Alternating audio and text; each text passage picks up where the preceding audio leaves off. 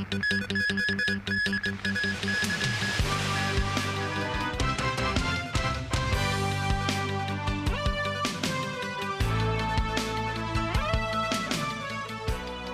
evening and welcome to TVB News. It's understood the government is considering a requirement for minors as young as 5 years old to use the vaccine pass.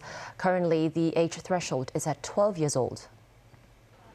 This as the government says the vaccination rate among children remains low.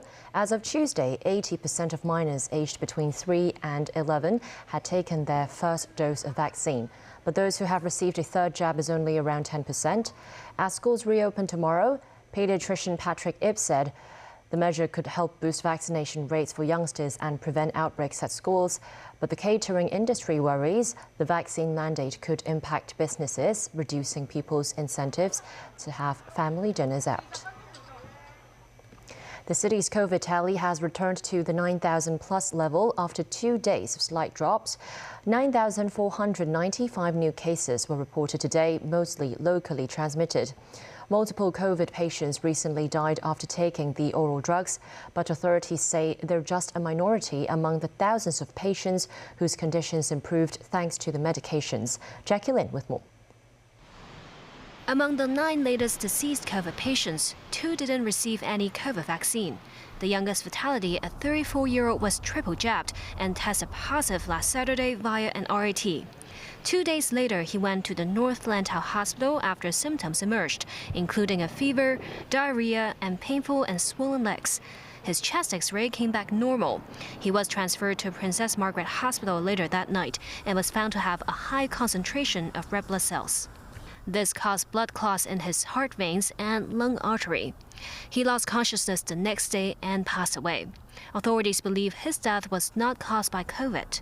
When asked about the recent COVID patients who died even after taking the antiviral drugs, authorities say most of the 64,000 patients who received the medication either recovered or saw an improvement.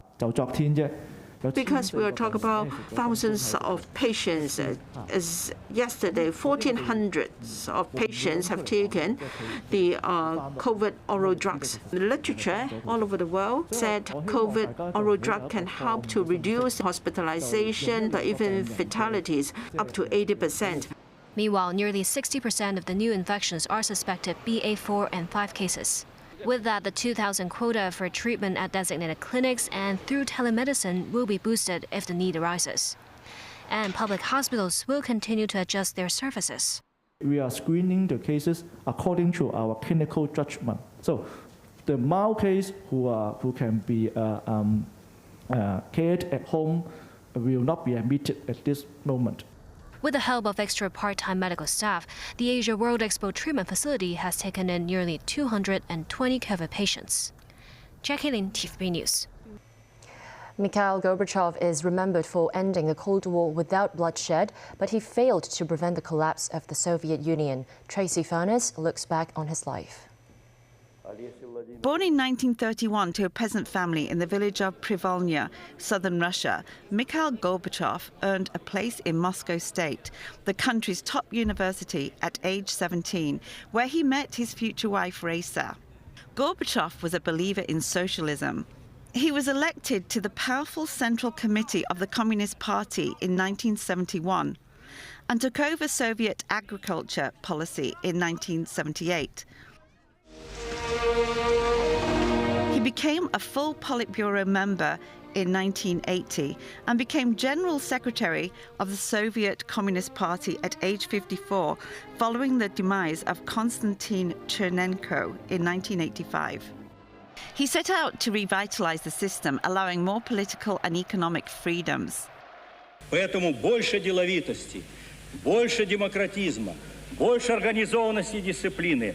И тогда мы сумеем вывести на полный ход перестройку, придать новые импульсы развивающемуся социализму. His glasnost free speech reforms soon spun out of control, emboldening nationalists who pressed for independence in the Baltic republics of Latvia, Lithuania, Estonia, and elsewhere. During Gorbachev's leadership, he ended the Cold War between Russia and the West. He forged arms reduction deals with the United States and partnered with the Western powers to remove the Iron Curtain, which had divided the Soviet bloc from the West since the end of the Second World War. Pro-democracy protests swept across the Soviet Union bloc nations of communist Eastern Europe in 1989. But he refrained from using force, unlike previous Kremlin leaders who crushed uprisings in Hungary in 1956 and in Czechoslovakia in 1968. This brought about the unification of Germany in 1989. The protests fueled aspirations for autonomy, and the 15 republics of the Soviet Union collapsed within 2 years. In 1990, Gorbachev won the Nobel Peace Prize for his contribution to ending the Cold War, but he was widely criticized at home. As the world applauded Gorbachev, the Soviet economy collapsed, bringing tremendous hardships to the country's 290 million people.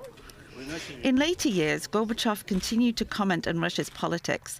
He is survived by his daughter Irina and 2 granddaughters. Tracy Furness, TVB News. The United Nations and Pakistan are appealing for $160 million in emergency funding to help the millions affected by devastating floods. Close to 1,200 people have been killed since mid-June, with monsoon rains blamed on climate change that submerged 1/3 of the country and affected 33 million. Nazvi Karim reports. It's been 3 days since the last rains fell, but still many areas in the north, southwest and south of Pakistan remain flooded. But with more rains expected, it's too early for the 33 million Pakistanis affected by the floods to start rebuilding their lives. The Pakistan government and the United Nations are appealing for $160 million in emergency funding to provide nutrition for children, shelter and for other programs such as livestock vaccination to prevent outbreak of disease. So many animals are the banks of our people. You lose a cattle, you lose a buffalo, you've lost your savings. So that the appeal will cover those issues. $160 million. During the press conference in Islamabad, Pakistani Foreign Minister Bilawal Bhutto Zardari once again urged industrialized countries to take responsibility, blaming their carbon emissions for the climate change that led to the flooding. I want to emphasize here that the scale and magnitude of the current floods is unprecedented, whereby the country received rainfall equivalent to 3 times the national 30-year average. This is a grave manifestation of climate change-induced disaster. Meanwhile, plane loads of humanitarian assistance from China have reached the country's southern port city of Karachi. Thousands of tents, blankets and other aid was handed over to local authorities at an airport ceremony. Chinese ambassador to Pakistan, Nong Rong, said China provided emergency aid with 100 million yuan to help the millions of people displaced by the floods. Nazvi Karim, TVB News.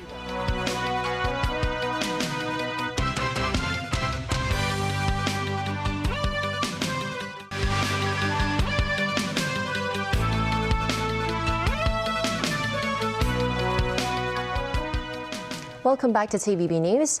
In the Belt and Road Summit co-organized by the Hong Kong government and the Trade Development Council, Chinese Vice Premier Han Zheng delivered a video speech in which he affirmed Hong Kong's role in the Belt and Road Initiative. Christy Khan with details. The 7th Belt and Road Summit took place in Wan Chai's Convention and Exhibition Center today, with Chief Executive John Lee, Director of Beijing's Liaison Office in Hong Kong, Luo Huining, and other senior officials attending the event. Vice Premier Han Zheng delivered his speech via video link and said Hong Kong is not only a contributor, but also a beneficiary in the Belt and Road Initiative. He affirmed Hong Kong's role in forging trade ties between the West and East Asia. I hope Hong Kong can strengthen its professional services, as well as establish a comprehensive service platform for the Belt and Road Initiative, he said. Han added that the central government will continue to support Hong Kong to maintain its common law system, to develop its value-added shipping services, and to improve financial services under Beijing's initiative. Lee said in his remarks that Hong Kong has provided Belt and Road networking opportunities to companies and professionals from different sectors. A global city, an international financial and trade center, and the business bridge between our country and the rest of the world, Hong Kong is the pivotal gateway for all of us. Li also disclosed the city's plan of engaging in a new trading partnership. We believe that regional economic integration is an essential complement to multilateral trade. Hong Kong is seeking early accession to RCEP. Deputy Prime Minister of Singapore, Hans Rickett, supports Hong Kong's efforts in joining RCEP. He said the city, as an international financial hub, will be able to bring contributions to the partnership. Christy Khan, TVB News. Chief Executive John Lee said a scheduled meeting with officials from Guangdong Province tomorrow will be held virtually. The discussions will include issues such as Hong Kong residents completing quarantine in the city before heading to the mainland. Earlier, reports suggested John Lee will be heading to Shenzhen this afternoon for discussions on cross-border quarantine arrangements. In addition to meeting mainland officials over cross-border travel, Lee would have visited the Hong Kong University of Science and Technology campus in Guangzhou and Minxin Hong Kong School in Nansha tomorrow. Speaking after the Belt and Road Summit today, Lee said the meetings with officials from Guangdong Province, Guangzhou and Shenzhen tomorrow will now be held online. That's because both sides have to deal with the pandemic, so it will be more convenient to hold online meetings. Lee added he will discuss with mainland officials an alternative for current quarantine arrangements. One possible option is that Hong Kong residents could do at least 1 week of isolation at a designated location in Hong Kong before heading to the mainland, which would save them the difficulties of booking quarantine hotels in China. Lee stressed Hong Kong must strive to stay connected with both the rest of the world and the mainland under the main principle that high-risk groups, meaning the young and the old, are well protected. Hong Kong's retail sales rose 4.1% year-on-year in July, the first increase since May. The city's total retail sales rose to $28.3 billion in July, with a 4.1% increase from a year ago. A government spokesperson attributed the increase to an improving labour market, which supported consumers to spend more.